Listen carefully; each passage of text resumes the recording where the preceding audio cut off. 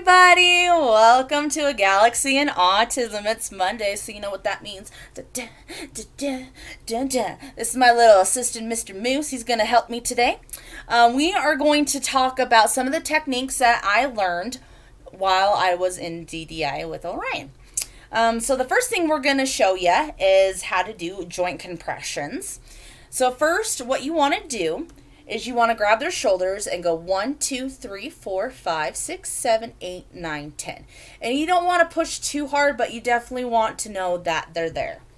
And then you grab their arm and you grab above the elbow and below the elbow and push in together at the same time. So 1, 2, 3, 4, 5, 6, 7, 8, 9, 10.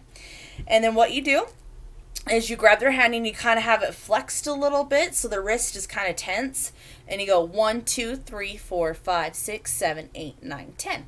And then you do that on the other arm. Then you come down to the hips and you do the same thing as you did with the shoulders. Go 1, 2, 3, 4, 5, 6, 7, 8, 9, 10. And then you go down to the leg and you grab above the knee and below the knee and push in together. 1, 2, 3, 4, 5, 6, 7, 8, 9, 10. And then you grab their little foot and kind of have it flex like you had the hand. And 1, 2, 3, 4, 5, 6, 7, 8, 9, 10.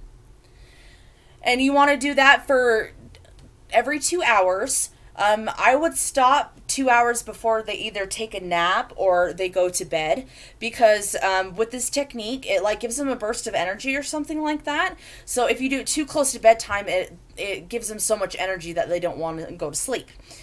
The next thing I want to do to show you is called hand hugs.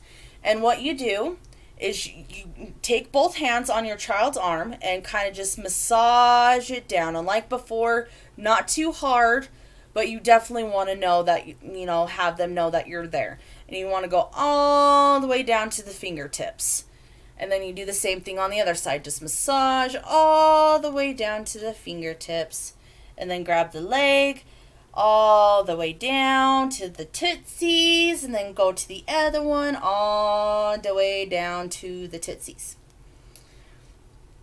So with this technique, like I said before, it helps them know exactly where they're at, and kind of gives them a better control.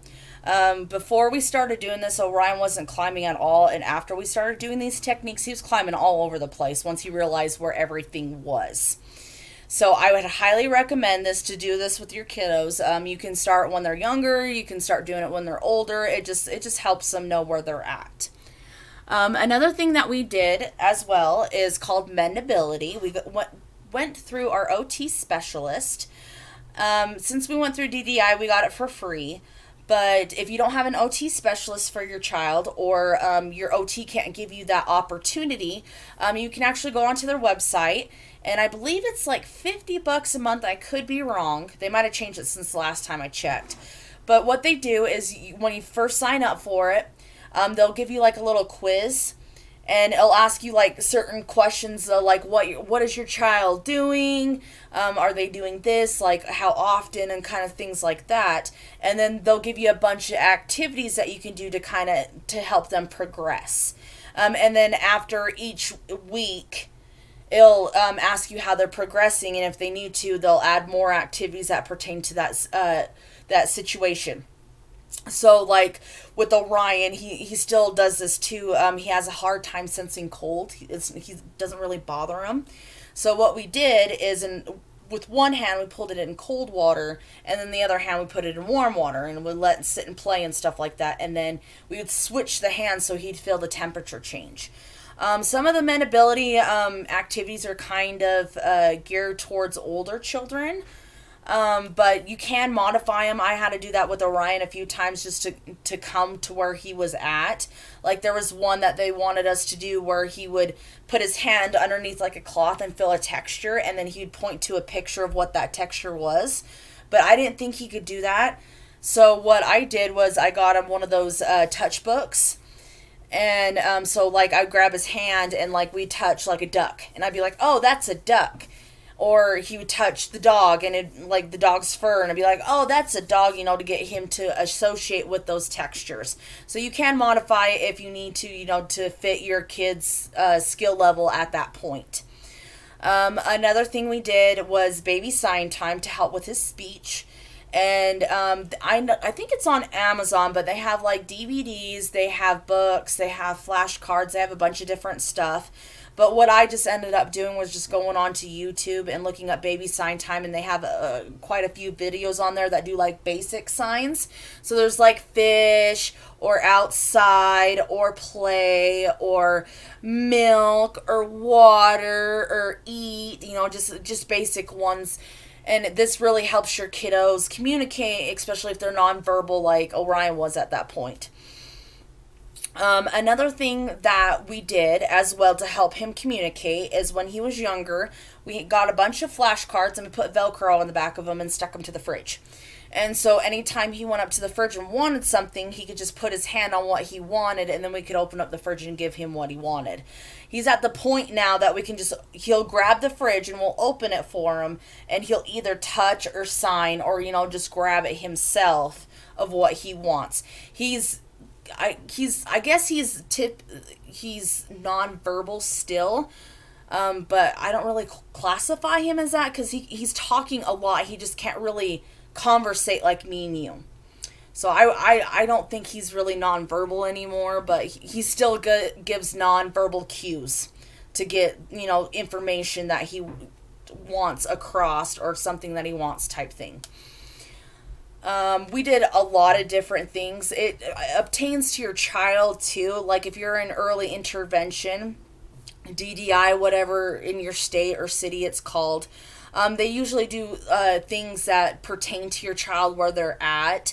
So like they'll focus on like fine motor skills and let's see what else they did, like playtime, teaching them how to play with toys correctly. That was one thing that one of my therapists did with Orion, because with him, he wouldn't really play with the toys. He would just look at them and ended up throwing them.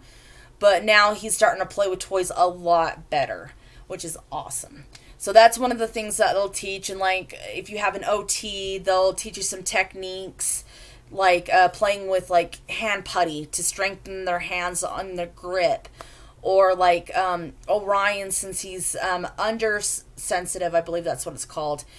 They gave him a medicine ball that he likes to bounce up and down on, and it gives his body a lot of information to process. Another thing that they suggested was like crashing, so put a bunch of pillows and blankets on your bed or their bed, and just kind of lightly toss them onto the heap, and then instead of helping them, you want them to get off of themselves, and it gives their body a lot of information, which is awesome. Let's see what else. I think that's pretty much it for like the basic stuff that you can do at home. Oh, another thing I almost forgot was they had us do a thing called, I believe it was smell and claw. And what you do is we had a little essential oil bottle, and you just run it underneath his nose so he could smell the scent, and you rub his back. And that was kind of like a sensory thing for him. And then we also did a sensory box for him to kind of help him with his meltdowns. And it has like a little bottle that you flip upside down, and it does like little bubbles. And like we have like different textured things in there that we can like rub on his body so he feels the texture and it calms him down. Let's see, we read to him a lot, which is, I think, has really helped him as well, because it helps him focus on your mouth and know what you're saying so he can try to learn and repeat what you're saying, which is really good. So I would suggest reading to your child every night. And I think that is it for today. Please don't forget to like and subscribe down below. Yeah. Put on that bell to make sure you get notifications every Monday. Please share. I love hanging out with you guys. It would help so much if you'd share it and let everybody know about this podcast. It would really, really help me out. Thank you so much for everything, you guys. Have a great Monday, and I'll see you next week. Bye.